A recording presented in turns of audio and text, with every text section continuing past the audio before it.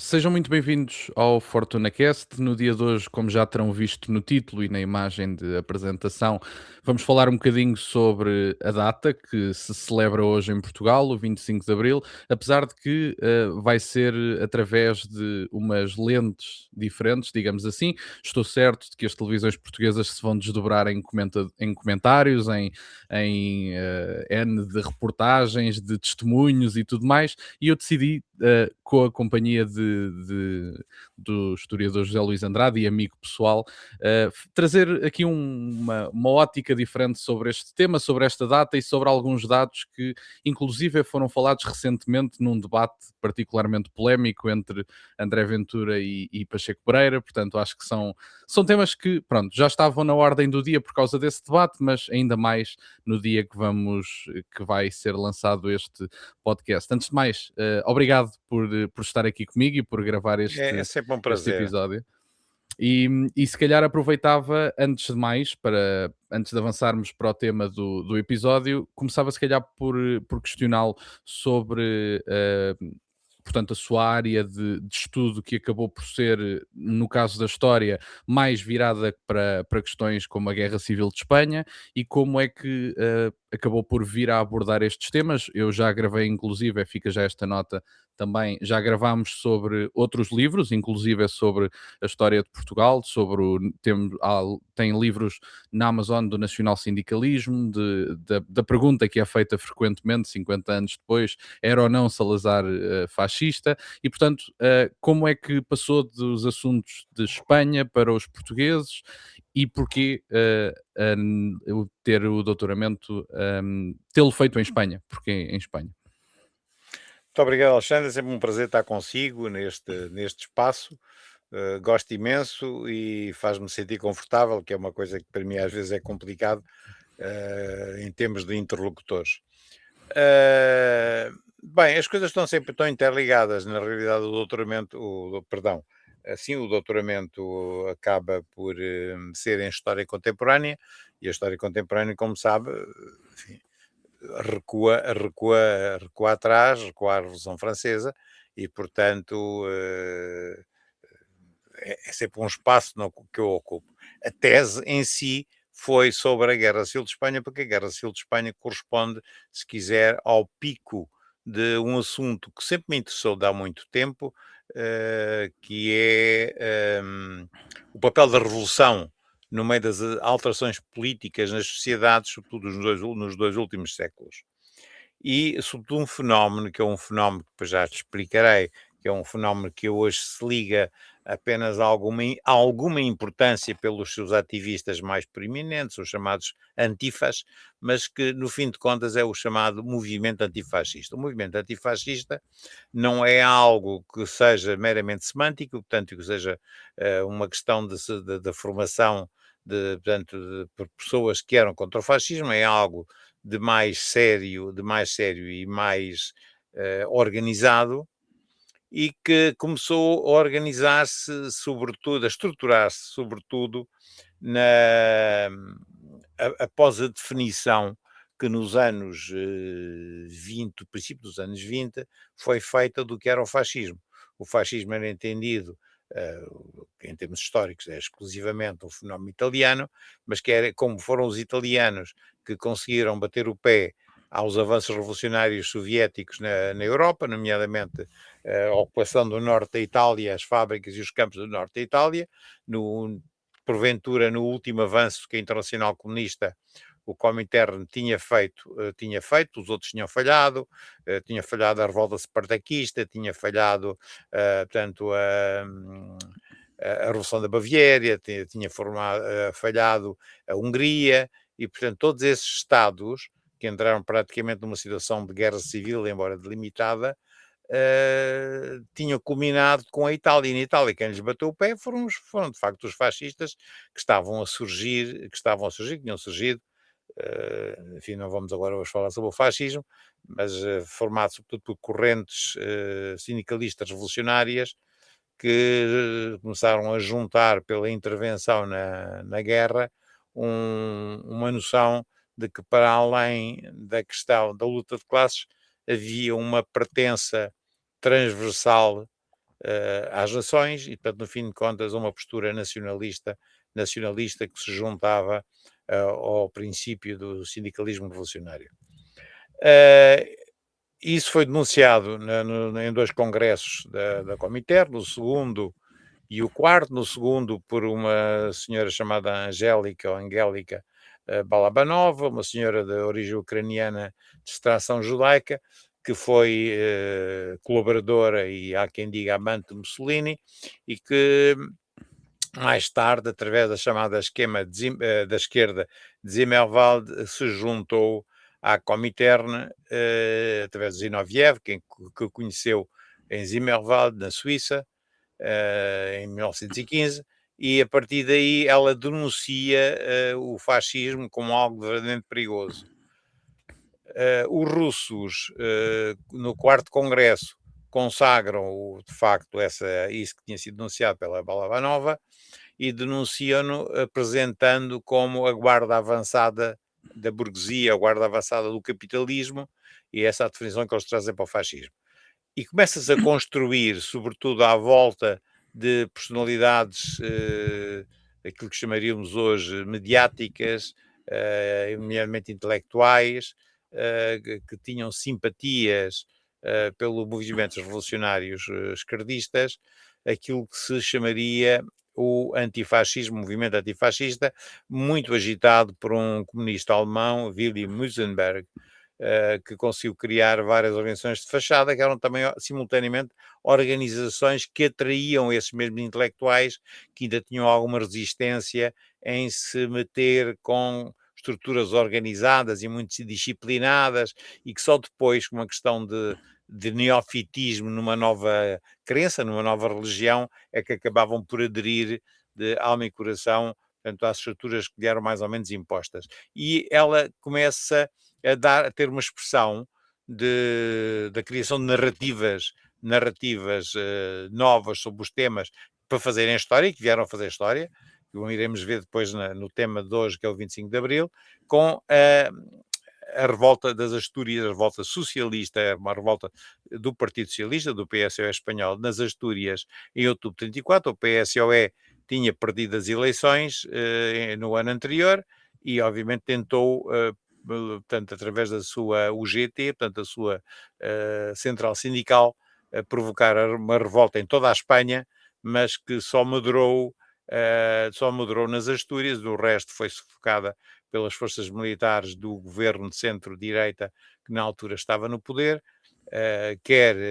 portanto, que teve dois apontamentos importantes em Madrid e na Catalunha, que foram facilmente sufocados pelas Forças Armadas. Mas as Astúrias demorou mais algum tempo e a campanha internacional sobre as Astúrias, portanto, no fim de contas, a criação de uma narrativa que desmentia e superava a derrota das forças revolucionárias e que ficou, seria depois continuada na Etiópia, na invasão da Etiópia pelos italianos, e a Etiópia foi, de certa forma, um berço do movimento antifascista, nomeadamente a nível de intelectuais e de jornalistas, sobretudo muitos jornalistas que passaram pela Etiópia. E até iremos ver um homem que é muito pouco falado em relação ao 25 de Abril, mas iremos relacioná-lo com a Etiópia também, e depois a própria Guerra Civil de Espanha. E é, portanto, para mim, o zénite, digamos, dessa movimentação, dessa resposta, é a Guerra Civil de Espanha, e daí o meu interesse pela Guerra Civil de Espanha. A Guerra Civil de Espanha, obviamente, que é extremamente rica em fenómenos e movimentos, quer militares, quer políticos. A questão portuguesa, por exemplo, foi sempre muito pouco estudada, porque havia duas posições dentro do regime, de certa forma divergentes, e prevaleceu de Salazar, mas isso não vamos falar hoje.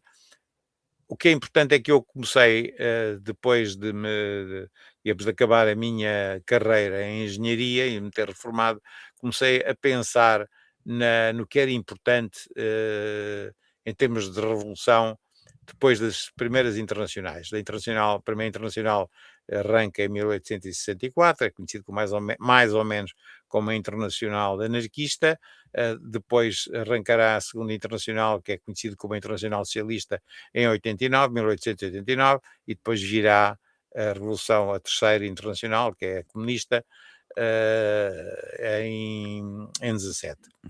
Ora bem, é todo esse percurso sobre o qual eu escrevi 2 livros, um intitulado Revolução e um outro chamado Ditadura ou Revolução, que abarca, o primeiro abarca 1864 a 1926 e o segundo abarca 1926 a outubro de 1936.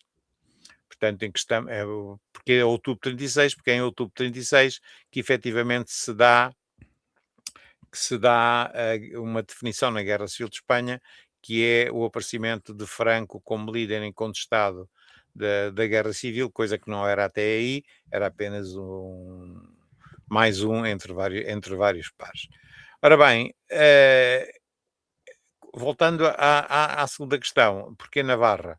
Bom, Navarra, portanto, o assunto, a razão foi essa, e portanto a Espanha concretamente tinha a ver com o culminar de um conjunto de estudos que eu já vinha trazendo de trás. Uhum. Como engenheiro, eu em Portugal em Portugal ou em qualquer outra parte do mundo, teria sempre dificuldade mas aqui com a legislação portuguesa, em ingressar num doutoramento em História, num programa de doutoramento em História, exceto se conseguisse fazer umas cadeiras avulso, chama-se assim, umas cadeiras avulso, metodológicas e de preparação, coisa que acabei por fazer na Universidade de Lusíada e ainda muito antes de me reformar, e quando tive a oportunidade e tinha sido convidado pela Universidade de Navarra para fazer a apresentação de um desses livros que eu já falei, O Ditadura ou a Revolução, e depois dessa apresentação, o diretor do Departamento de História da Universidade de Navarra, em Pamplona, convidou-me e disse-me: "Por que é que não fazes um doutoramento connosco?" E não sei isso. Para dizer, não, eu não sei escrever castelhano e, portanto, seria muito. Mas em português também não dá jeito, disse-me ele. Em português também não dá jeito. Então, mas se quiseres, eu faço em inglês. E ele disse: isso em inglês, isso era ouro sobre azul. E pronto, e foi assim que nasceu a tese de doutoramento, que esteve quase a ser interrompida pelo Covid, porque muitos dos arquivos estavam fechados, mas consegui, e com grande surpresa minha, até consegui com nota máxima. E ainda bem que o Alexandre fala nisso, porque eu gosto sempre de intervalar com algumas piadas, e há uma pronto, que não é piada, mas para mim não deixa de me fazer rir, foi que eu recebi um e-mail há relativamente pouco tempo da Universidade de Navarra a lembrar-me que eu tinha lá o meu diploma e que nunca o tinha ido buscar, nem tinha ido à cerimónia da entrega dos diplomas. É um diploma, enfim, assinado por Sua Majestade o Rei Filipe VI e não sei. Bem, obviamente não é essa a questão que me interessava, o diploma. Fiquei a saber, já me tinha esquecido que ele até já estava pago e bem pago, porque até é uma coisa carota. Agora, o que me informaram foi quando eu fiz a ligação para falar com os senhores da Secretaria de Doutorados e dizer: olha, eu não posso vir porque eu vivo em Portugal, mas irá um amigo meu que trabalha na própria universidade, que me irá buscar o diploma e depois me fará chegar, dizer: que sabe uma coisa, nós temos recebido ultimamente muitos contactos, penso que de Portugal, pelo sotaque, as pessoas me pareciam Portugal, a perguntar se o senhor era mesmo doutorado aqui na universidade.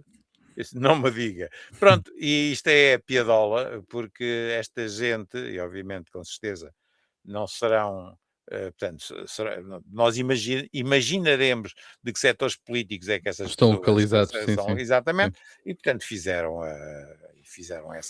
esse tipo de consultas e portanto o que significa andam sempre em cima de nós. E esta é basicamente a razão e a resposta, portanto, à sua pergunta, penso eu. O que significa que provavelmente estão desagradados com as suas mais recentes Isso, obras, se calhar. seguramente eu fico muito feliz com isso. Sim, Eu exatamente, fico de facto exatamente. muito feliz com isso, porque, portanto, significa que é aquilo que é a questão importante, é que eu faço parte daquela gente mais velha que se recusa a permitir que nos roubem a história. E o que nós verificamos é que foram impostas um conjunto de narrativas sobre determinados factos históricos que são absolutamente mentirosas e que as pessoas têm que ser esclarecidas. Eu não sei se, uma vez que eles têm o domínio completo dos mídia, se as pessoas virão ou não virão a ser. Mas alguma coisa fica e que nós sabemos, o princípio, basta uma candeia acesa para ficar sempre a mensagem, ficar sempre a memória. E por isso é o que eu faço. Isso é, E isso é o é. que eu faço. Aproveitava se calhar até pelo seguimento da conversa e do facto de estarmos a falar de movimentos revolucionários e de outras revoluções, inclusive que não a portuguesa, se calhar aproveitávamos para falar sobre aquela que é apelidada da Revolução Mais Bela da Europa. Já ouvi várias vezes essa frase que eu acho que é interessante e que também fala um bocadinho sobre os mitos que foram construídos em torno da Revolução e também do, de determinados factos históricos que foram apagados da narrativa política porque não convêm à mesma. E eu, se calhar, aproveitava para iniciar a conversa sobre o tema a questão do 25 de Abril, em primeiro lugar, Essa. como é que se dá? Sim, a revolução mais bela da Europa é Pois essa. está bem, eu estava Há- completamente. Epá, eu tenho uma dose de ingenuidade pelo, imensa ainda, pá. Apesar pelo da minha menos os idade, pá, seus eu ainda me deixo enganar. Vá. pelo menos os seus maiores propagandistas, é Sim, assim que lhe chamam, e eu sim. achei por bem trazer esta expressão. Como é que o 25 de Abril se dá? Como é que ocorre? E o mito da revolta ter uma origem popular é verdadeiro? Confirma-se ou não? Alexandre, recuando um bocadinho, deixe-me só dizer, por causa da sua provocação da Revolução Mais Bela da História, e depois faz-me lembrar coisas que eu normalmente não me lembro. Por exemplo, faz-me lembrar o Michel Foucault a dizer que, portanto, aliás, que foi para o Irão, porque a Revolução dos Talibã tinha sido uma das coisas mais belas a que ele tinha assistido, e nós estamos a ver as consequências. Aliás, os iranianos viram as consequências da beleza dessa revolução. Sim. Outra, Sim. o Sartre veio cá a Portugal também para cheirar a revolução. Na realidade, não houve, o 25 de Abril não é uma revolução, o 25 de Abril é um golpe. Do ponto de vista técnico, é um golpe. É um golpe militar, um golpe de Estado, o que lhe quiser chamar, e depois temos, obviamente, várias opiniões sobre como é que ele surgiu. Em termos de populares, obviamente que não, eu dou-lhe só apenas o exemplo que me levou a escrever um outro livro em inglês, portanto nem sequer vou repetir o nome, mas é basicamente em português, portanto, as memórias ou as lembranças, mais recollections, portanto, as lembranças de um sujeito irrelevante, que no caso sou eu, e que pus a escrever sobre isso e por uma coisa que me irritou, que eu estava à procura para ajudar um amigo, um grande amigo meu, o professor Jaime Nogueira Pinto, e, e queria determinar com exatidão o dia em que tinha sido uma grande manifestação, pouco antes do 25 de Abril, a Marcelo Caetano, em que eu, muito jovem, tinha estado presente com o meu pai. Não, o meu pai não era propriamente um simpatizante do Marcelo, mas tinha havido muitas humilhações na visita que ele tinha feito a Londres, e como o que estava em causa era a questão do ultramar, nós viemos da província, nós morávamos no Alentejo, e viemos a Lisboa. Eu já estava em Lisboa a estudar, note-se, estava no Instituto Superior Técnico já a estudar, e sim, ainda estava no Instituto Superior Técnico, e uma manifestação gigantesca em São Bento, obviamente, se quiser, de repúdio em relação ao que tinha acontecido em Londres, a quando da visita do Marcelo. Bem, e essa, quando eu queria saber a data exata, eu não me lembrava, já lá vão 50 e alguns anos, utilizei a inteligência artificial e perguntei no Google em que data em que tinha sido. E depois insistia e negava-me sempre que a existência dessa manifestação não podia ter existido, porque eu não podia ter. O Marcelo era fascista, eu tenho, aliás, os termos de resposta do Google. O Marcelo era fascista, logo não podia ter havido uma manifestação de apoio. Eu estava a fazer confusão com o 25 de Abril. E eu digo, não, ponto. Em que data, não sei como, eu estava lá. enganeceu, isso não pode ter acontecido, toda, toda as manifestações populares em tempos da ditadura foram para o 25 de Abril, portanto não havia, lá está a narrativa construída do apoio popular no 25 de Abril. Bom, eu lá consegui saber, é a coisa mais simples do mundo, graças a Deus, enquanto houver ainda arquivos, Biblioteca Nacional, hemerotecas, essas coisas, lá estava, fui a um jornal, calculei mais ou menos qual seria o mês, falei com pessoas, portanto, e lá determinei que tinha sido no dia 19 de julho de 1973. Pouco antes de 25 de Abril, num estádio qualquer, o Marcelo, apesar de ser uma pessoa que não tinha assim grandes simpatias, teve uma manifestação quase espontânea no estádio, tanto de apoio. Portanto, podemos pensar que o povo é volúvel, e nós sabemos que as massas o são, mas não é possível, de, assim, de um momento para o outro, essas coisas acontecerem. O que há é uma tradição, e agora vamos entrar diretamente na questão do 25 de Abril, portanto, a questão popular, as pessoas ficaram com o meu caso, fiquei com mixed feelings. Eu já estava em 74, já era aluno de engenharia da Academia Militar, eu tinha transitado do técnico para, para a Academia Militar, porque o técnico tinha fechado por razões políticas e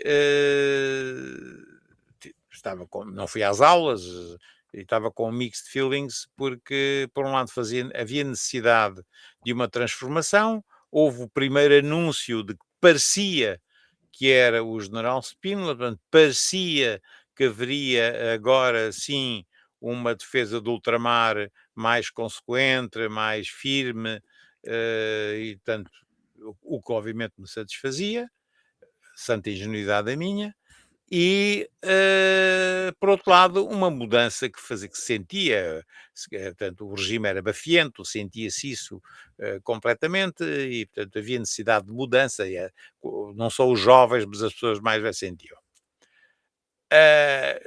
Portanto, e na altura aconteceu, pareceu-me erradamente, ao que vim a descobrir posteriormente, já como historiador, digamos assim, pareceu-me que havia uma intervenção vermelha, portanto, aquilo que se chamavam os vermelhos, sempre liderados e associados ao Partido Comunista, um bocado de teoria da conspiração em redor disso.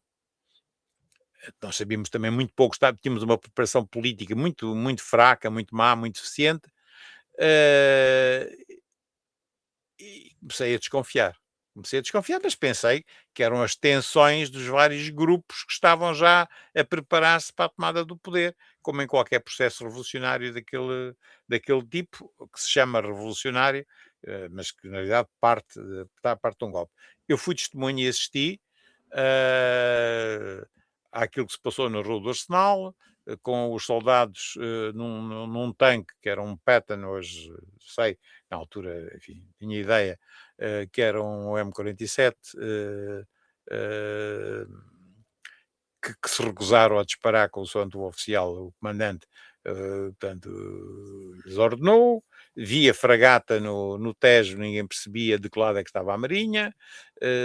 Vi depois um destacamento da GNR encostados à parede, estando eu na antiga pastelaria da Suíça, hoje Zara, no Rossio, do lado de lá, junto ao Café Gelo e aos TLPs, uma coluna, um destacamento da GNR armado de Mausers e de espingardas metralhadoras Steyr, mas encostados ao muro, aparentemente a evoluir para a estação de Rossio e porventura, como veio a acontecer, a recuar para o Carmo. Assisti isso tudo. Assisti a um sujeito, esse sim com o ar efetivamente de PC, a apontar uma pistola, uma pistola ligeira, uma pistola ao chefe da estação, havia chefes de estação de metro, ao chefe da estação do metro no Rossio, para ninguém pagar bilhete. Enfim, assisti a essas coisas todas e estava incomodado, encontrei colegas da faculdade, colegas inclusive do liceu, no Terreiro do Paço. Bom, fiquei um bocado, bastante preocupado, mas por outro lado também um cheiro, qualquer coisa nova. Mais tarde vim a perceber que o Partido Comunista não teve nada a ver com o 25 de Abril. Estava informado por um dos setores que organizou que organizou o 25 de Abril, mas não estava de acordo. Isto porque o paradigma do 25 de Abril, tanto da revolta de 25 de Abril, do golpe de 25 de Abril, é um paradigma que se enquadra naquilo que eu tenho escrito bastante sobre ele, que é o reviralho. Ou seja, o reviralho é uma corrente de base liberal, da qual uma das principais figuras era o Francisco da Cunha Leal, portanto um homem socialmente conservador, politicamente liberal, que era o chefe do partido da União Liberal Republicana, e que esteve no 28 de Maio. Portanto, nós vamos encontrar, para mim, que existe agora, e começo-lhe a falar já como historiador, vou encontrar raízes do 25 de Abril no próprio 28 de Maio. Uma das correntes, uma das três principais correntes, estamos a ser reducionistas, mas uma das três principais correntes do 28 de Maio foi aquilo que originou o reviralho e que no ano seguinte, como perdeu, no chamado PREC do 28 de Maio, o PREC do 28 de Maio foi muito complicado e que levou imediatamente à queda do primeiro governo, que é um governo de menos cabeçadas, um homem, como sabemos, do 5 de outubro, homem da Marinha, maçom, a seguir do próprio Manuel Gomes da Costa, que tinha sido a figura de proa do movimento, substituindo provavelmente o general Lavo Roçadas, que tinha morrido entretanto, mas que parece que era a figura que estava indicada para esfiar a movimentação. E um conjunto de pessoas que hoje diríamos, de uma forma grosseira, mais à direita, ou se quisermos, defensores de uma postura mais violenta, mais musculada, que daria origem brevemente a uma coisa chamada a Liga Nacional 28 de Maio e os próprios nacionais, nacional-sindicalistas, na altura ainda estavam numa espécie de fase de desmame do integralismo lusitano. E depois a terceira corrente, que é a corrente que ganha, que acaba por ganhar, que era uma corrente muito eclética, em que se associavam pessoas militaristas, conservadores, nacionalistas, mas que não queriam definição política coisa nenhuma, pelo contrário, até achavam que complicado, queriam é que houvesse um denominador comum que era o interesse nacional e era isso que para eles prevalecia no rumo que a revolução iniciada, que também não foi revolução nenhuma, foi um golpe de Estado, iniciada no 28 de Maio, devia ter. Ora bem, o primeiro, que aliás é o primeiro, portanto, o setor mais esquerdista do 28 de Maio, é desse setor que sai, isto é uma curiosidade e um parênteses na nossa conversa, é desse setor que sai o convite para Salazar ser Ministro das Finanças. Quem sugere o nome de Salazar é o próprio, quem havia dizer, o próprio Cunha Leal, que tinha sido colega e reitor dele em Coimbra. Portanto, conhecia muito bem e respeitava o Salazar. Portanto, é o Cunha Leal. E é desse setor que saem, que perde, como disse, logo em junho, portanto, logo pouco depois, que saem as pessoas, desculpe, que vão,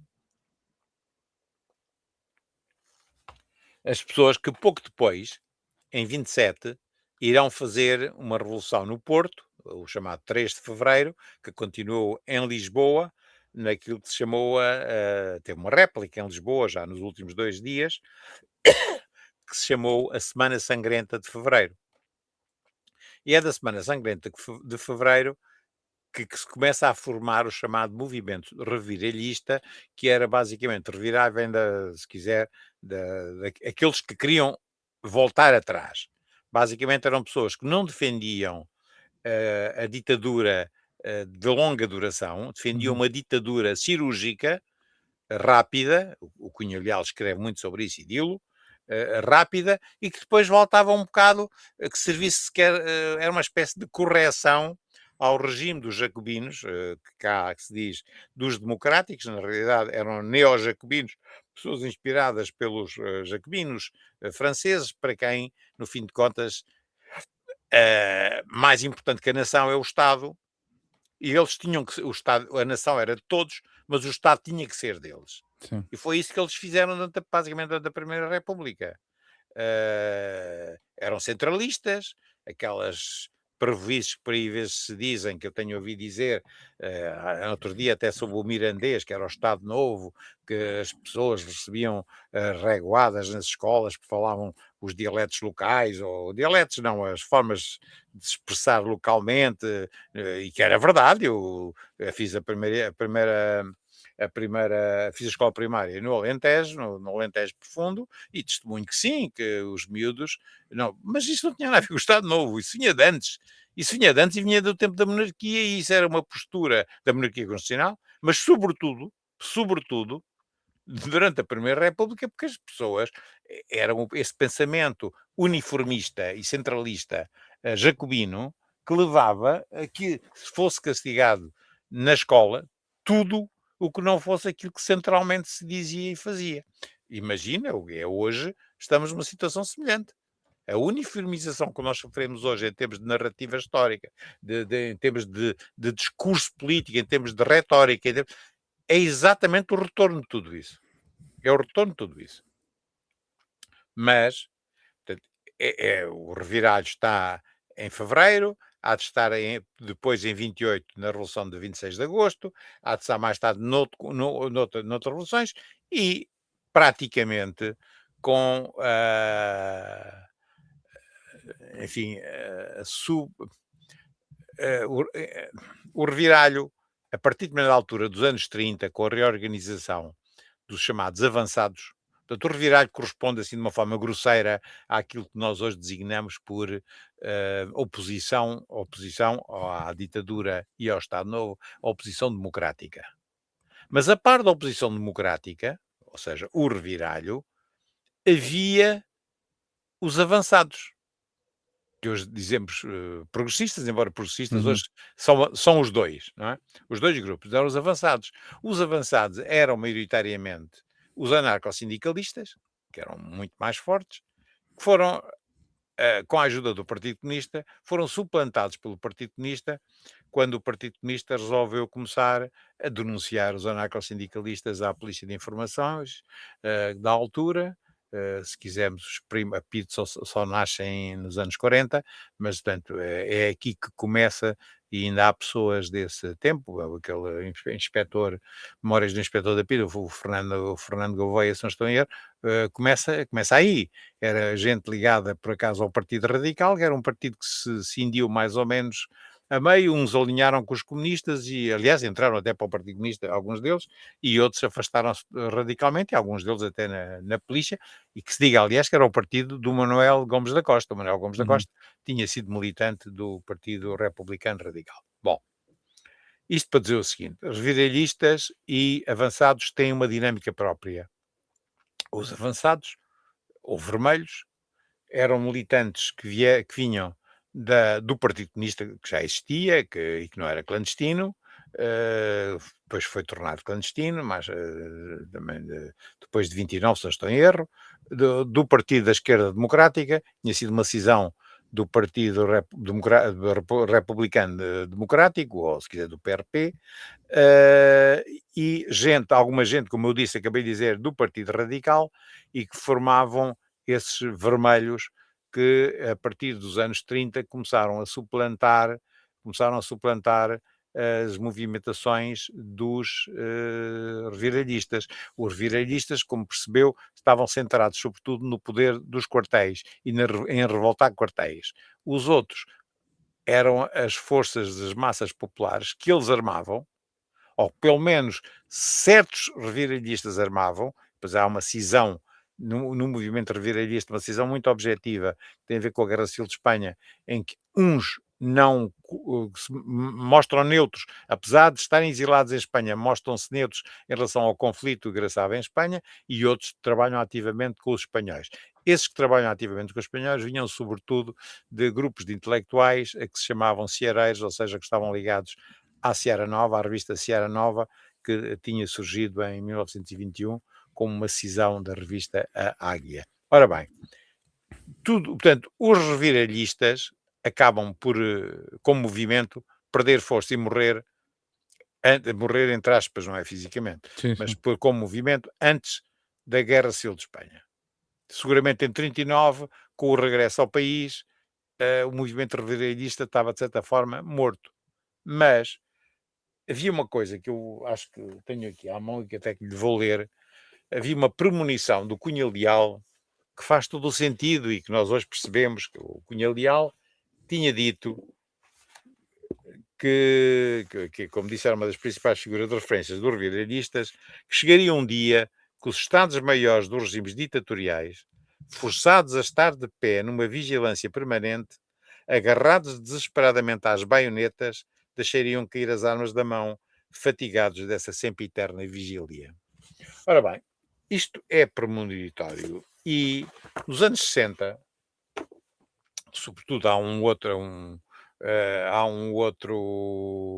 agora esqueci-me do nome dele, talvez Hermínio Monteiro, enfim, um outro sociólogo, é luso-britânico, ele depois adquiriu a nacionalidade britânica, e que eu chamo-lhe um neo-reviralhista, nos anos 60, por causa da guerra do ultramar, começou a aparecer de novo esta tentação reviralhista, que eram os herdeiros desta gente que falhou no 28 de maio e que falharia até ao Estado, no princípio do Estado Novo. E como as pessoas percebem, e isto não é uma forma de condenação, mas a maior parte desta gente estava interligada pela sua pertença à maçonaria. E há um homem, um militar, em fins de 71, creio eu, fins de 71, que começa a iniciar um conjunto de contactos internacionais, sobretudo em Inglaterra, no Vaticano, nos países nórdicos, menos em França, mas sobretudo Roma, Vaticano, Inglaterra e países nórdicos. E Alemanha, que é um homem chamado Ernesto Mel Antunes. O Ernesto Mel Antunes é um homem que perfilha este tipo de soluções e, se quiser, de herança reviralhista. Ele teve contactos, inclusive tanto com os movimentos independentistas marxistas, porque eram os que na altura havia, de Angola, de Moçambique e sobretudo da Guiné. Em 72 e creio que em 73. Por outro lado, um outro Antunes que eu conheci pessoalmente, o Carlos Antunes, era um dissidente do Partido Comunista, foi o fundador, era o marido da Isabel do Carmo, que é porventura hoje mais conhecida que o próprio marido. Foram os fundadores do PRPBR, das PRP Brigadas Revolucionárias, Partido Revolucionário do Povo, Brigadas Revolucionárias, ele era do Partido Comunista e tinha deixado o Partido Comunista para se juntar a um grupo que começou uma rádio do género Rádio Portugal Livre, a partir de Bucareste, na Roménia, no regime do Ceausescu, e defendia uma posição mais terceiro-mundista, uma posição mais alinhada com a política de Cuba. E em Portugal, ele começou a desenvolver, portanto, no seguimento dessa linha, começou a desenvolver na frente interna. Não havia, que eu saiba, não havia nenhuma combinação do Melo Antunes com o Carlos Antunes. É apenas a piada que eu lhe chamo a firma Antunes e Antunes, porque são os dois que têm o mesmo apelido, os dois têm o mesmo apelido. Mas internamente, do ponto de vista revolucionário, enquanto o outro começa a gerar anticorpos contra a administração portuguesa e vai aumentando isso, porque enfim, é um militar, na altura já era um major,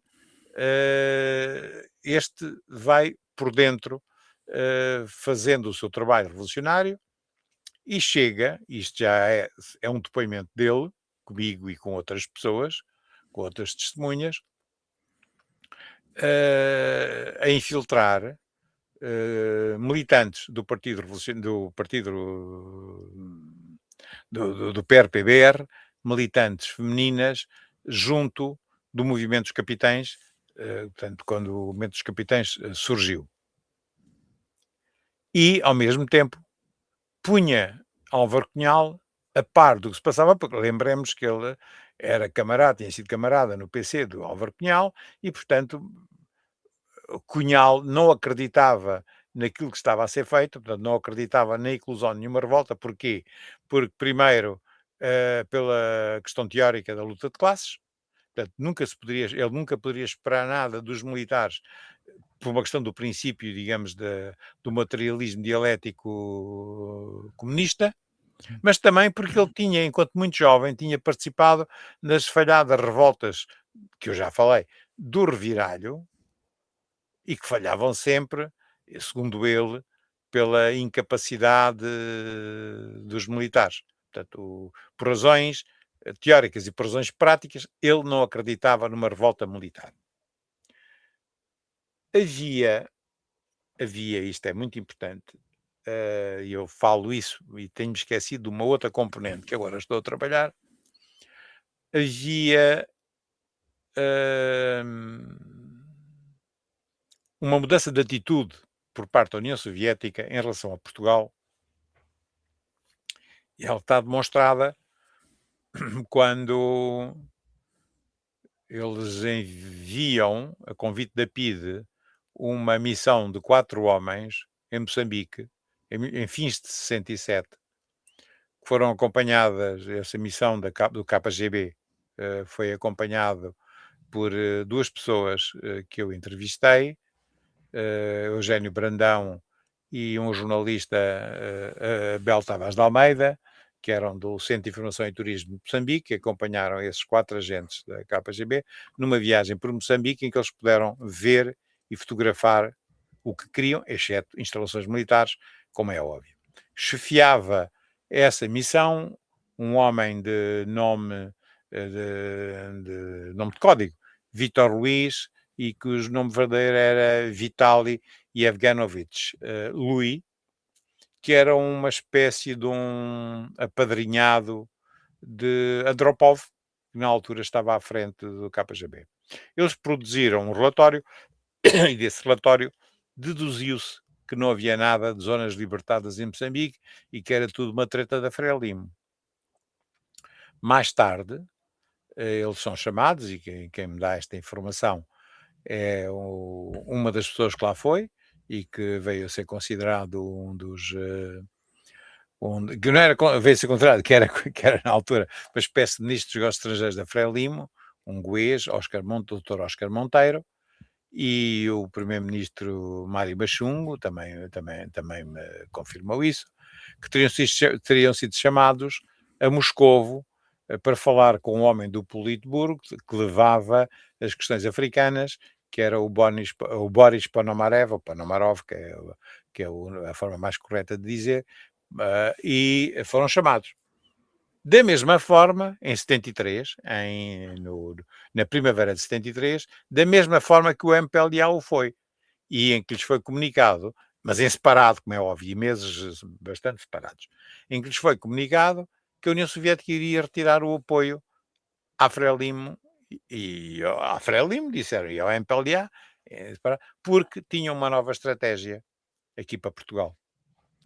E essa estratégia passava por uma revalorização do papel do Partido Comunista Português, quer do ponto de vista diplomático, quer do ponto de vista de ações importantes, como aquela que a ARA protagonizou em 1900, creio que em 71, quando deu cabo com uma ação terrorista em Tancos, na base de Tancos, de 5 helicópteros, a memória não me falha, 5 helicópteros, 8 aviões, e inutilizou, porventura, mais uns 15. Estes ficaram, os 5 e os 8 ficaram totalmente inutilizados e irrecuperáveis. Os outros ficaram, obviamente, estragados, mas creio que foram recuperados. Isto deve-se ter passado também na primavera de 71, já não me recordo, mas por aí foi. Bom, por aí foi. Na altura, houve também contactos entre gente da União Soviética, nomeadamente segundos e terceiros secretários de embaixadas, que são gente muitas vezes ligada à informação, com agentes da PIDE na Europa. Passaram-se com, pelo menos, que eu consegui inventariar, pelo menos com 3 quadros da PIDE de médio nível. E depois há, isto para percebermos o enquadramento internacional que se vivia. E é sobre esse enquadramento internacional que se faz o desenvolvimento daquilo que vai dar o golpe do 25 de Abril. Falta-nos falar, e é isso que eu estou neste momento a estudar, a questão do papel dos americanos. Não é por coincidência que o cônsul-geral americano em Luanda, de 68 a 72, ele formalmente é 72, mas em 71, que é fins de 71, se chamava um homem chamado Richard St. Francis Prost, se o nome não me falha, sim, Prost, envia relatórios para os Estados Unidos. Ele era um democrata, engajado, completamente favorável à independência, não só de Angola nem de Moçambique, mas de outros países que já tinham deixado de ser colónias, mas que na realidade continuavam sobre a dependência de países como a Inglaterra ou a França, e ele envia relatórios para Washington a dizer que tinha havido um recrudescimento da atividade dos guerrilheiros em Angola, o que nós sabemos que é perfeitamente mentira. Pelo contrário, não havia praticamente nada desde 69. A atividade guerrilheira, apesar de se multiplicar e com o aparecimento da UNITA e com não sei o quê, mas não era significativa. Digamos, militarmente o regime tinha o controle perfeito de Angola. E ele escreveu esses relatórios, portanto era um homem que estava lá. Ora, é esse indivíduo que em 72 ele vinha da Etiópia, da Somália, depois foi para a África do Sul, também criado estabilização no Lesoto e na Suazilândia, sempre ali à volta, e vem em 72 para Lisboa. Em Lisboa, ele é o primeiro secretário da Embaixada Americana, e até acontece que antes do 25 de Abril que o embaixador não estava cá. O embaixador tinha ido a uma reunião, o embaixador era um embaixador, tinha sido nomeado porque tinha apoiado a campanha, tinha apoiado, penso que a campanha talvez do Nixon, não me recordo já, mas que, portanto, era um embaixador de nomeação política, não era de carreira, e este sujeito é que estava cá a fazer os papéis de embaixador, encarregado de negócios, portanto, encarregado de Nossa Lisboa quando se dá o 25 de Abril. E tem, obviamente, uma atitude totalmente hostil em relação ao setor que aparecia como figura de proa do golpe, que é o general Spínola, que ele considerava uma espécie de imitador de Pinochet. Ora, nós sabemos perfeitamente que não tem nada a ver e que tinha que, para um gajo fazer, para uma pessoa fazer um juízo desses, tem que estar de muito má fé e, portanto, tinha que ter algo já de envolvimento como viria a acontecer, porque é ele que vai ser o homem que vai convencer o Carlucci a escolher lados e, portanto, escolhe, obviamente, o lado do Partido Socialista, Regressando ao 25 de Abril e para terminar, Mel Antunes, Basson, ele, aliás, levou para a maçonaria 2 pessoas, uma delas, meu amigo, eu também entrevistei, José Sancho Osório, que por sua vez levou o Vítor Alves, também para a maçonaria, penso que em 72, ambos em 72.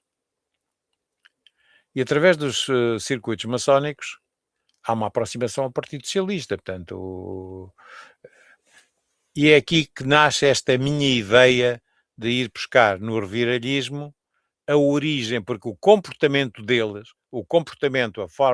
a forma de se relacionarem, o tipo, as personalidades, tudo isso fazem lembrar a herança dos reviralhistas dos anos 20 e 30, do final dos anos 20 e do princípio dos anos 30. E nós esquecemos, eu só me lembrei disso, confesso, a ignorância é minha e é assumida, quando estava a trabalhar o 25 de novembro, que só houve 2 ministros dos negócios, durante o processo todo, inclusive durante o PREC, só houve 2 ministros de negócios estrangeiros, exceto um terceiro, um comunista, durante o 5º governo provisório, 42 dias, foi o professor Mário Ruivo. Todos os outros governos, e que foram muitos, os ministros dos negócios estrangeiros vão sempre os mesmos. Ou Mário Soares, ou Melo Antunes. E as pessoas esqueceram-se totalmente disso. Isto é extremamente importante. Como irá ser importante a questão dos acordos de Helsínquia em relação ao 25 de novembro. Mas reportando ao 25 de abril, para mim o 25 de abril foi um golpe. Foi um golpe que estava estruturado, organizado, com reuniões, e um regime que estava praticamente podre e que as pessoas não tinham noção do que era a realidade e que viviam num país imaginário porque havia um divórcio muito grande, sobretudo a nível dos militares, portanto, aquelas figuras tristes das brigadas do Reumático, era de quem não percebia nada do que estava a passar. E assim aconteceu. Se isso teve ou não teve impacto em termos populacionais, seguramente teve, porque basta ver as pessoas que apoiavam o regime e que de repente aparecem no Partido Comunista durante os primeiros momentos. Houve medo, e isso passa em todas as revoluções. Passou-se do 5 de outubro, são os adesivos, os vira-casacas, a todos os níveis, e às vezes quanto mais comprometidos estavam com a situação, pior é e pior se tornam. Norton de Matos, o Helder Ribeiro, o Lioto Rego, no 1910, no 5 de outubro de 1910, 2 anos antes, eram apoiantes do João Franco. Vem 1910, vem o 5 de outubro, passam para a extrema-esquerda. São eles os grandes protagonistas da Revolução mais sangrenta da Primeira República, que é o 14 de maio de 1915. Portanto, estas coisas acontecem em todas as revoluções. Mas aqui, particularmente, passou-se isso. Mas isso é outra coisa que tem a ver com outras perguntas. Bom, para mim, de uma forma grosseira, são as pessoas que organizam o enquadramento geral do golpe do 25 de Abril, são neorviralistas. Como, de certa forma, tinham sido também em 61, na tentativa do golpe de 61. Que já ouvi falar, creio eu, pelo Ministro da Defesa, Júlio Botelho Muniz, que na altura foi ele e o irmão, o Jorge, foram um dos grandes responsáveis pela derrota dos reviralhistas na altura. Como apoiantes do 28 de Maio, eram tenentes, chamados tenentes do Sidónio, portanto os sidonistas apoiaram quase todos enfim, aquela corrente mais musculada do 28 de Maio, e se foram responsáveis em 61, Júlio Botelho Muniz já, enfim, tem uma posição diferente.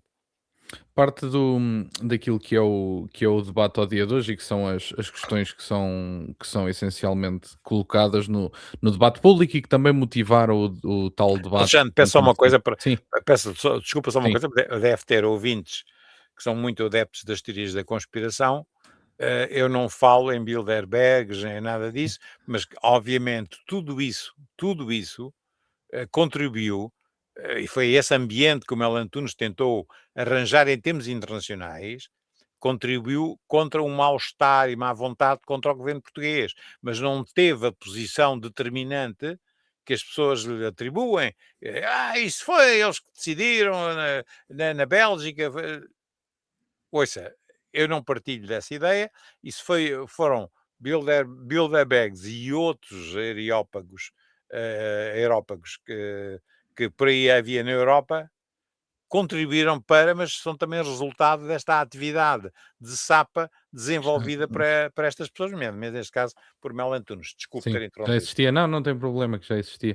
Ah, em termos das questões que são colocadas e que motivou até recentemente também o tal debate entre André Ventura e Pacheco Pereira, falava-se da possível violência e da possível escala da violência pós-revolução, ou pelo menos durante a revolução, ter também repercussões do ponto de vista dos preços políticos. A comparação que inclusive foi feita tem que ver com o dia imediatamente anterior ao 25 de Abril e os dias que seguiram o 25 de Abril por causa dos preços políticos e da violência que pode ter sido gerada. Quão justa é esta comparação de ser feita e tem sido ou não ocultada uma boa parte da violência revolucionária pós 25 de Abril? Olha, eu sobre esse problema, eu quero dizer uma coisa. Acho uma vergonha, uma profunda vergonha, os chamados poderes democráticos, eh, os partidos que estão na Assembleia da República e o descaramento do Partido Comunista em iludirem essa questão e pô-la em causa. Que não há dúvidas, há relatórios oficiais da altura, sabe-se exatamente quantas pessoas estavam presas em Caxias, quantas pessoas estavam presas em Peniche, quantas pessoas estavam presas na delegação da PIDE de Coimbra, quantas pessoas estavam presas na delegação da PIDE do Porto, sabe-se exatamente o número e até o nome das pessoas. E até o nome das pessoas. Portanto, estamos a falar de um número à volta de 100, 120 pessoas, falou-se em determinada altura 128, mas é mais próximo dos 120 do que dos 128, quando se tenta fazer a lista. E em Caxias havia pessoas detidas e não, quer dizer, isto no fim, depois na prática é a mesma coisa, mas uma coisa é uma pessoa que está presa, que está a cumprir uma condenação, outra coisa é uma pessoa que está detida, uma coisa que a PIDE fazia, neste caso já era a DGS, a mesma coisa, que fazia era, chamava as velhas redadas de prevenção, que iam buscar pessoas a casa, pessoas que sabiam que podiam participar, estimular, promover manifestações. Tínhamos o 1º de Uhum. Maio aí a aparecer e, portanto, havia umas caças de dezenas de pessoas que estavam presas ou detidas em Caxias, mas que não respondiam a condenas. Não é? Isto, eu digo isto e faço essa separação porque tem a ver com uma outra coisa que vamos a ver a seguir. É muito fácil pegar nos jornais e fazer um inventário das pessoas que foram na altura divulgadas com mandados, como eles diziam, mandados de captura, é muito fácil capitalizar. E o que nós sabemos é que as prisões a seguir ao 28 de setembro, antes do 28 de setembro, já havia gente presa e não eram só os agentes da PIDE. Havia gente presa.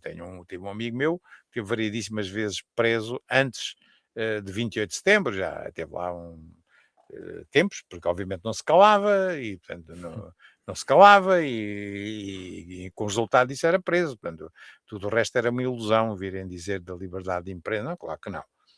O primeiro objetivo deles foi eliminar os partidos que defendiam e que exigiam uma descolonização democrática, isto é, por plebiscito. Não por negociação a nível governamental, mas democrática. As pessoas deviam se pronunciar se queriam ou não queriam e como é que queriam. E, obviamente, esses foram os primeiros partidos. E são esses que são eliminados em 28 de setembro. com a colaboração dos americanos, que na altura estão perfeitamente interessados em Angola. Os americanos só lhes interessava uma coisa, Angola. Uhum. E mesmo assim foram completamente papados pelos russos. Mas era o que lhes interessava e, portanto, os próprios americanos colaboraram nisso. E em setembro, 28 de setembro, depois de 28 de setembro, que foi uma casca de banana, aquilo da manifestação silenciosa, aquilo foi uma autêntica casca de banana, faz parte, digamos, dos livros das revoluções, como se faz, e que imediatamente centenas de pessoas foram presas de uma forma arbitrária. Não houve cá nem processo, nem nada. Presos. Aliás, basta ver como eram as barricadas, quer dizer, as pessoas eram presas em barricadas e, por exemplo, se não iam com a sua cara, se lhe apanhavam, sei lá, uma pistola, mesmo fosse de alarme, se não tivesse, como é que se diz, uh, referências revolucionárias, ia dentro. Isso passou-se, há testemunhas, as pessoas estão vivas. Não? Portanto, isso é um disparate. Depois, há uma outra casca de banana, que é o 11 de março, em que, como sabe, morreu um soldado, portanto, num golpe, morreu um soldado no Ralis, o chamado soldado Luís, com uma bala, não se sabe de onde veio, porque os aviões não tinham aquelas balas. Nem os helicanhões dos helicópteros tinham aquelas balas. Ele morreu com uma bala 7,62. No dia seguinte, morreu o António Ramalho, assassinado pelas costas, da forma cobarde como nós vimos. Houve repercussões do ponto de vista judicial? Era um processo revolucionário. O Pois. povo dava dava aos seus instintos, ao seu direito, à sua liberdade. E foi assim. Pronto, e tiveram centenas de pessoas. Por exemplo, eu devo-lhe dizer, como o Alexandre sabe, eu passei por lá mais tarde, depois da saída dos MRPPs. Os MRPPs foram presos em maio. E na minha cela coletiva, onde era suposto estar 4 pessoas, estavam 14. Portanto, eram centenas de pessoas que estavam detidas, estiveram em custódias, enfim, mas mais importante do que a contabilização dos números é essa questão, é a forma como as coisas foram feitas. E, portanto, o que o Partido Comunista tentou fazer aqui foi uma revolução clássica. Só não chegaram à execução de pessoas, e mesmo assim ainda houve tentativas, não chegaram à execução de pessoas porque iam grandes costumes e, sobretudo, porque ainda havia, e eu desconfio fortemente, sobretudo quando se vai fazer a história do 25 de novembro, fortemente das intenções que foi deixar aqui a extrema-esquerda há um bocado à solta para assustar quem tinham que assustar. Portanto, uma direita completamente capada, chamemos-lhe assim, assustada e desorganizada, e depois aos movimentos de resistência que foram capazes, no exílio e cá, de os enfrentar, hoje chamam-lhes terroristas. E criaram uma narrativa totalmente distorcida sobre o que se passou, com centros de informação financiados por nós, e bem, onde põem tudo o que querem pôr. Eu quando estava a fazer a minha tese de doutoramento, tive que analisar, por exemplo, o papel da Marinha de Guerra Portuguesa. E uma das 4 componentes que eu analisei foi o ir buscar e trazer refugiados, portanto, pessoas que queriam, cidadãos nacionais, cidadãos brasileiros, que queriam vir de Espanha para Portugal. Portanto, eu não digo regressar, porque muitos deles nem sequer cá estavam, mas cidadãos de muitas outras nacionalidades que vieram. E os espanhóis, muito poucos, mas os espanhóis, alguns deles, vinham a nado para os navios, como aconteceu em Santander e aconteceu, neste caso específico, penso que em Alicante. Pá, e como muitos deles vinham indocumentados. Quando chegavam cá, esses indocumentados, eu estou-lhe a dizer que sei os nomes, porque os capitães faziam os relatórios, e eu li os relatórios no arquivo da Marinha. Do ponto de vista formal, essas pessoas, esses refugiados, eram entregues à polícia. Tanto bastou, porque o Partido Comunista, que alimenta um site de memorial dos presos políticos, pusesse o nome deles como presos políticos, sendo que alguns deles eram falangistas. Portanto, este tipo de deturpação é sistemático e é feito por muitos historiadores que são essencialmente ativistas, como sabe. Sim.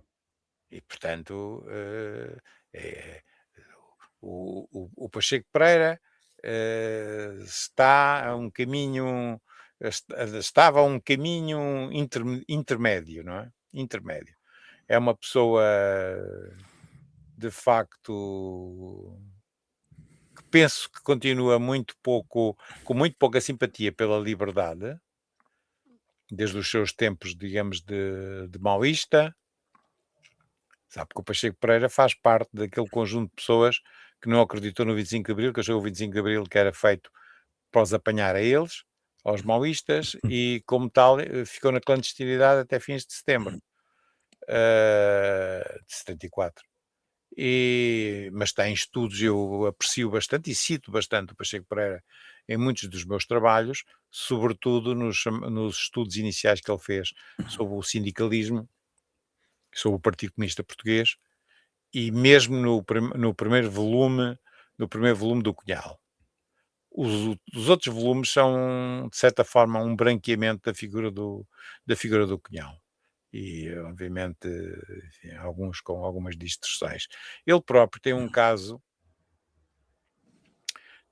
na Guerra Civil, que teve um primo preso, um primo, que tenente-coronel da Frente Popular, portanto, do Exército da Frente Popular, no Exército Popular, tenente-coronel, que foi preso e condenado à morte no fim da guerra, como muitos militares, pelo aquilo que fizeram. Ele foi comandante de uma divisão, embora tenente-coronel, em termos revolucionários foi comandante de uma divisão. Mas parece que nunca foi filiado em nenhum partido político.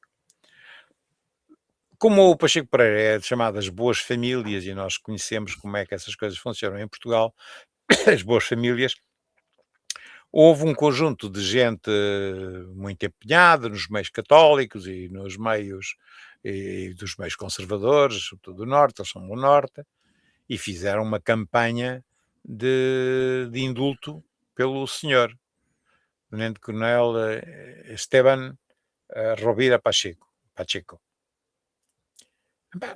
E a verdade é que, desde o Papa até a Rainha Dona Amélia em França, houve imensa gente que interveio pelo senhor, no sentido de pedir, e aquilo que efetivamente demoveu o Franco foi uma quadra que o poeta António Correia de Oliveira escreveu, que eu tenho uma cópia do original, e mandou em telegrama ao Franco, do género, pá, olha, aquilo que nós fizemos por Espanha, vê lá, agora fazes por nós e nos compensas e liberta este homem assim. Ora, o Pacheco Pereira, que tem o espólio na efêmera sobre a componente do seu primo, jamais foi capaz de reconhecer isto e omitiu. Portanto, muitas vezes, esta desonestidade de enfrentar as coisas leva-nos a desconfiar do ativismo dessas fontes de informação, que são os historiadores, não é? Dessas fontes de informação. Portanto, eu, em relação ao Pacheco Pereira, tenho vindo a ficar profundamente desiludido. Eu gostava imenso dos trabalhos que ele, enquanto muito jovem, fez, pá, e hoje em dia, enfim, estou muito desiludido, não com as opiniões, com as quais nunca concordei, Sim. mas obviamente com a ausência de simpatia pela liberdade, que é uma coisa para mim terrível. Eu se calhar aproveitava esta pergunta quase que para sintetizar o episódio. Vimos até na celebração dos 50 anos da Constituição quase que uma celebração religiosa do ponto de vista do regime. O vimos é majestático da sua parte, porque eu não vi. Certo, ok. Então pronto, eu vi e Pronto. também digo-lhe que não perdeu grande coisa. Vi uma celebração quase religiosa na Assembleia da República, de celebração do regime e dos 50 anos da Constituição, que não me pareça que ao dia de hoje tenha que ver obrigatoriamente com a celebração de qualquer tipo de liberdade, que muitas das pessoas que lá estavam não tinham qualquer apreço pela Pela liberdade. liberdade. Exatamente. E portanto, a pergunta que eu fazia, se calhar em tom de síntese do episódio, seria se o mito do 25 de Abril, as narrativas que foram criadas em torno do mesmo, os seus heróis, os seus símbolos e tudo mais, se neste momento são uma forma de âncora política do país. Não do país não, mas são uma âncora política do sistema, como é evidente. O sistema, e aliás o princípio do sistema jacobino é exatamente esse. É, no fim de contas, uma gigantesca oligarquia ou um conjunto de oligarquias, e essas oligarquias acabam por gerir a narrativa fundacional. E, portanto, neste caso, essas que nós hoje vemos, e volto a insistir nesta questão, pagas com o nosso dinheiro, pagas com o nosso dinheiro, são as narrativas fundacionais. Os meus netos, na escola, já os meus filhos também passaram por isso. Portanto, a narrativa é feita baseada essencialmente em mentiras e sobretudo em omissão de factos do passado que nos pudessem dar orgulho enquanto nação. Tudo isso é escamoteado. E o que aparece é tudo, sabe, olha, sabe uma das coisas, uma das primeiras, para isso não vai ajudar, mas uma das primeiras balelas que no 25 de Abril apareceu no Alentejo, para ver como é que eles funcionam, nesta movimentação, é como é que isto havia de ser um país decente, se foi um país que começou por um filho que batia na mãe. Está a ver o rasteiro da coisa, não é? E, portanto, vão buscar a figura de Dom Afonso Henriques, era o filho que batia na mãe.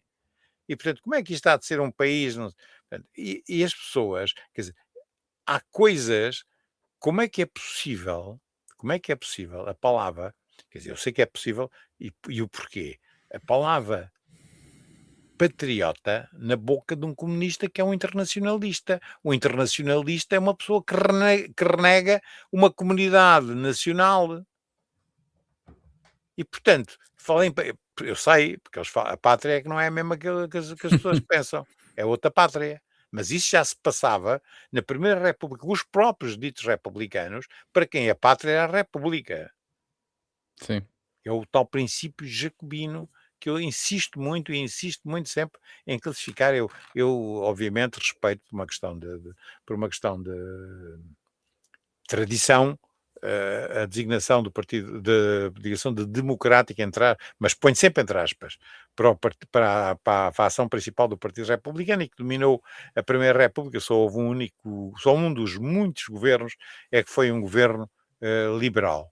Penso que do Tomé Vaz Carocha, sim, acho que sim, do Tomé Vaz Carocha já nos anos 20, na nova República Velha. Mas ouça, essa narrativa que o Alexandre fala é é a âncora não do país, mas do regime. Ou do sistema até, como lhe chama o André Ventura, e chama muito bem, porque é sempre importante diferenciar o que é o sistema e o que é o regime. Portanto, o regime, continuamos a viver aparentemente um regime republicano. Mas é muito, muito importante falar na questão do sistema. Portanto, a âncora é essa.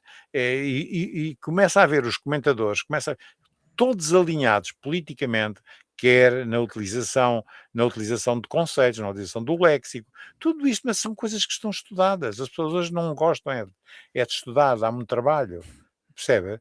Mas no Orwell está isto tudo. Na própria Hannah Arendt está isto tudo.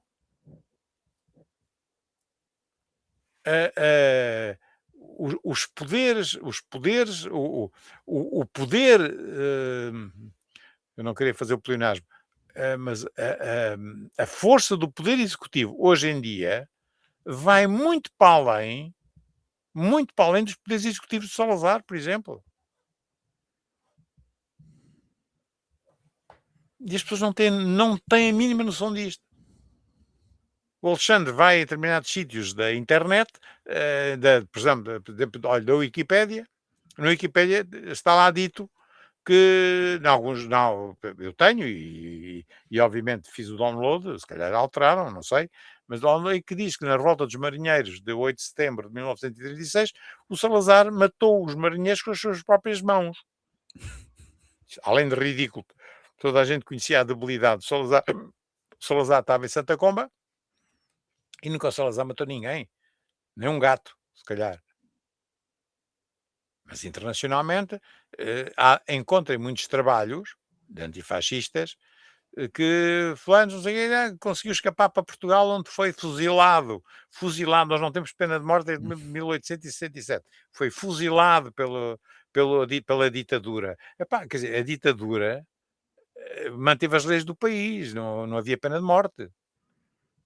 Na ditadura, acho que posso estar a dizer uma asneira, mas a pena maior eram 26 anos. Mas isso passa-se. E depois tem outras circunstâncias. Em Caxias, no grupo em que eu fui detido, havia um rapaz que tinha 16 anos e fez lá os 17. No outro grupo que veio do Porto, havia 2 rapazes que tinham 15 anos. Pois. As famílias apelaram para a Amnistia Internacional. A Amnistia Internacional disse que não, que em Portugal presos eram só PIDs. Como se os PIDs também não fossem seres humanos e, portanto, não tivessem também necessidade da intervenção humana, como o caso da Amnistia Internacional. Portanto, nós, quando estive em Caxias pouco tempo, estive lá só 2 meses e pico, foi o verão quente. E, portanto, não pude manifestar a minha indignação de resistência durante o verão quente, coisa que sempre me lixou, e foi a maior prisão foi essa. A minha maior prisão foi essa. Mas só tivemos delegados da Cruz Vermelha Internacional a visitar-nos, de resto não. Não. Mas enfim, se tem mais perguntas, continuo, pá, porque... Não, eu tinha esta pergunta era mesmo em tom de conclusão. A pergunta final era mesmo se Desculpe. sente que ficou alguma informação de fora das perguntas que lhe fiz, se acha que Não, as ficou pessoas algo a têm, as acrescentar. pessoas têm que, não, as pessoas têm que olhar para o 25 de Abril de uma forma menos conspiranoica, menos conspiranoica. Primeira coisa, a certeza de que o Partido Comunista não teve nada a ver com o 25 de Abril, ao contrário do que eles dizem. Só que a coisa era tão fraca que numa semana o Cunhal chega, no dia 1 de maio o Partido Comunista dominava completamente o processo revolucionário em curso. A organização do Partido Comunista imediatamente tomou conta das coisas uma semana depois. Depois são as várias etapas.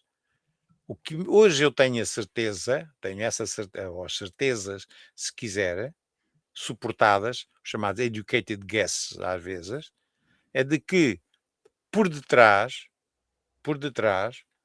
os tais neorviralhistas, os Melantunes, os Soares, essa gente efetivamente sabia o que estava a passar. A coisa era tensa. O Soares teve medo de perder o comboio para o Cunhal.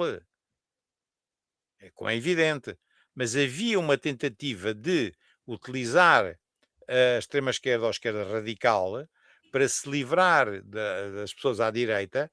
Repare que as pessoas à direita acabaram por não ter expressão depois do ponto de vista de votação, porque os partidos foram proibidos. Nomeadamente o Movimento Federalista Português, o Partido Progresso, que é em que eu participei como membro do secretariado e que é aquilo que irá levar mais tarde à minha prisão, foram afastados. E nunca ouvi o PS, pelo contrário, o Freitas do Amaral gritava que agora com os fascistas na prisão é que isto vai ser uma democracia. Quer dizer, acho que as coisas não funcionam assim. As pessoas têm o direito à liberdade e têm o direito de exprimir a sua opinião numa democracia e de uma forma incondicional. Mas não foi isso que aconteceu. E, portanto, não é surpresa o facto de aparecer um país a caminho do socialismo no preâmbulo da Constituição, não é obviamente por acaso.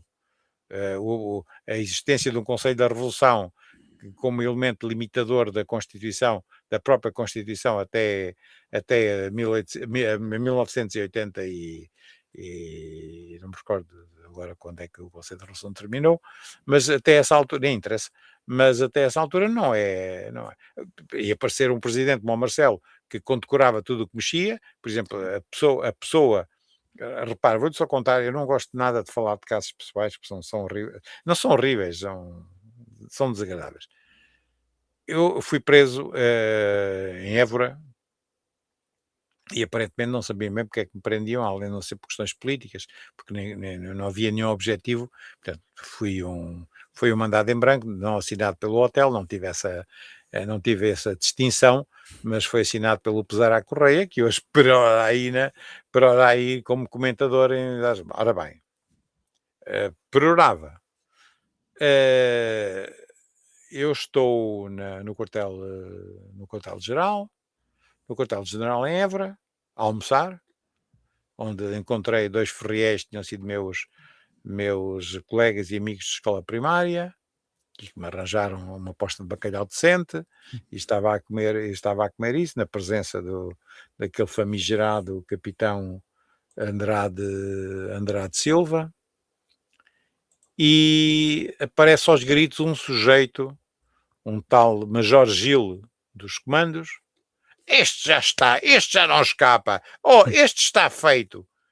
Porquê? Porque um dos papéis que tinham apanhado em minha casa era um pequeno slip de papel em que dizia McGraw-Hill and Cia, Milman and Olquias, 947, sei lá, agora um número inventado, 94737.c. Portanto, e o senhor, Major Gil, meteu na cabeça que aquilo era a prova de que eu pertencia à CIA e que o tal 937 não sei o quê era o meu número de telefone do meu contacto. Bom, estávamos a falar do meu manual de eletrónica, escrito pelo senhor Milman e pelo senhor Alquias, pela editora McGraw-Hill, em CIA é a designação, que era uma edição espanhola, não havia em Portugal em português ainda, e portanto era designa a companhia, como sabe, em castelhano, e o número era o número da cota, por acaso, da Biblioteca da Academia Militar. Portanto, é esta gente que depois, mais tarde, o Marcelo vem a condecorar. É esta gente que está na Associação 25 de Abril. É a Associação 25 de Abril e o Museu do Aljube que, quando faz pesquisas sobre este período, na inteligência artificial, lhe aparecem em catadupa como fontes de referência. Ok? Bom. Impressionante. Mas por isso é que é necessário, de facto, discutir, perceber a questão das narrativas. Agradeço o Para tempo agradecer. que teve aqui comigo. Relembro mais uma vez as pessoas que nos ouvem que já temos conversas anteriores e que teremos seguintes. Entretanto, por acaso, estava aqui a olhar ao bocadinho, tenho aqui um dos livros comigo e, Ok. portanto, aproveito para mostrar. Os livros estão à venda na Amazon, portanto, têm esta aparência e se pesquisarem na Amazon vão descobrir uma série destes livros sobre este Não, está em inglês, mas também é um conjunto de cadernos, portanto, notebook é exatamente isso, é um conjunto de cadernos que eu resolvi fazer sobre determinado tipo de temas, são livros pequeninos, são livros curtos de cento e poucas páginas e obviamente, pronto, olha, para ficar é naquilo que eu chamo o meu combate para que não nos roubem a história, basicamente é isso. sim. E estes estão em inglês, mas creio que também os têm todos em português. Não, não, não, não, não, Não não. estão todos em português? Não, eu escrevo normalmente em inglês. Tenho em português, o primeiro que eu escrevi foi sobre, era Doutor Salazar, um fascista, mas também esse é que também existe em inglês, e o próximo que vai sair, que sairá em 28 de maio, que será a breve história do 28 de maio da ditadura, que será em português, porque é óbvio que faz sentido que seja em português. Os outros ponho em inglês pela simples razão que se conserva muito mais em inglês, se quisermos, o panorama é muito mais alargado e que eu tinha razão é o facto de os livros da minha tese, em inglês, os 3 volumes, apesar de caros, têm vendido bastante nos Estados Unidos, sem eu fazer o mínimo esforço, porque obviamente estes livros não se faz grande publicidade, sem grande esforço. Em português só tenho de facto do Dr. Salazar e, e o próximo, não é? E o próximo. E o de 28 de Maio, sim. E a E depois 28 tem também os da Guerra Civil de Espanha. Sim, em inglês.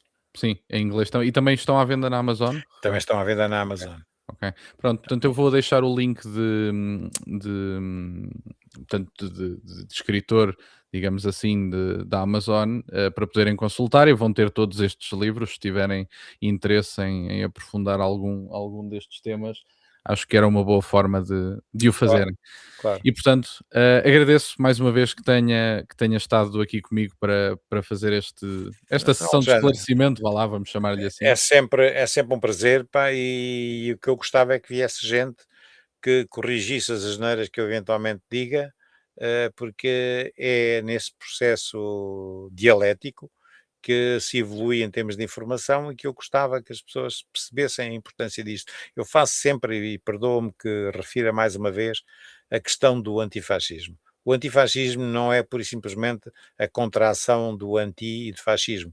É em si mesmo um movimento organizado e é esse movimento mais importante que o Partido Comunista Português, por exemplo, está por detrás de tudo aquilo que estamos a sentir e a viver hoje, com todas as nuances e modificações, desde o wokismo e estas coisas todas, nomes que hoje se dizem, inclusive com impacto no que vamos ouvindo nos mídia.